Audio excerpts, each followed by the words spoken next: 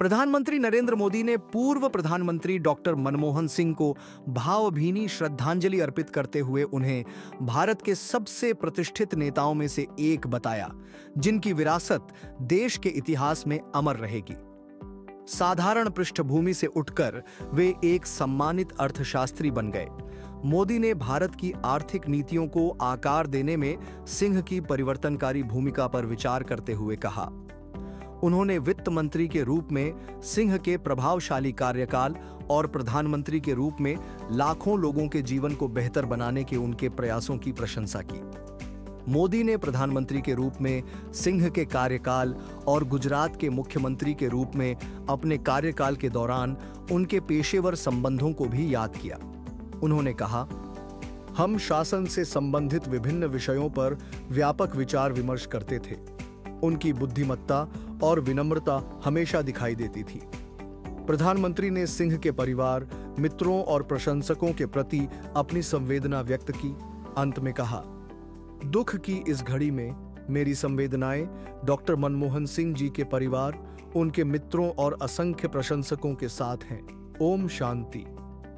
भारत के 14वें प्रधानमंत्री डॉक्टर मनमोहन सिंह का गुरुवार को नई दिल्ली में निधन हो गया।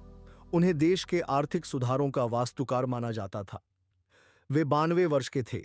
सिंह को गुरुवार शाम अखिल भारतीय आयुर्विज्ञान संस्थान एम्स के आपातकालीन विभाग में भर्ती कराया गया था, जहां उन्होंने अंतिम सांस ली।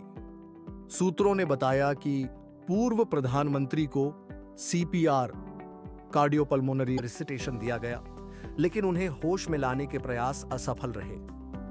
26 सितंबर 1932 को पश्चिमी पंजाब, अब पाकिस्तान में, के गाह गांव में जन्मे सिंह का जीवन सेवा, विद्वता और नेतृत्व का प्रमाण था। उन्होंने पंजाब विश्वविद्यालय, चंडीगढ़ से अर्थशास्त्र में मास्टर डिग्री हासिल की और बाद में ऑक्सफोर्ड विश्वविद्यालय से डॉक्टरेट की उपाधि प्राप्त की। सिंह 22 मई 2004 से 26 मई 2004 से 2014 तक प्रधानमंत्री रहे और कांग्रेस के नेतृत्व वाली संयुक्त प्रगतिशील गठबंधन यूपीए सरकार का ऐतिहासिक 3656 दिनों तक नेतृत्व किया। अपने कार्यकाल के दौरान वह जवाहरलाल नेहरू और इंदिरा गांधी के बाद भारतीय इतिहास में तीसरे सबसे लंबे समय तक सेवा देने वाले प्रधानमंत्री बने। अपने राजनीतिक जीवन से पहले सिंह ने सरकारी सेवा में एक शानदार यात्रा की थी। 1971 में विदेश व्यापार मंत्रालय के आर्थिक सलाहकार के रूप में शुरुआत करते हुए वह जल्दी ही रैंक में ऊपर उठे। 1976 तक वह वित्त मंत्रालय में मुख्य आर्थिक सलाहकार थे। इन वर्षों में उन्होंने कई प्रमुख भूमिकाएं निभाईं, जिनमें भारतीय रिजर्व बैंक के निदेशक, एशियाई विकास बैंक और अंतरराष्ट्रीय पुनर्निर्माण और विकास बैंक में भारत के वैकल्पिक गवर्नर और सदस्य वित्त शामिल हैं।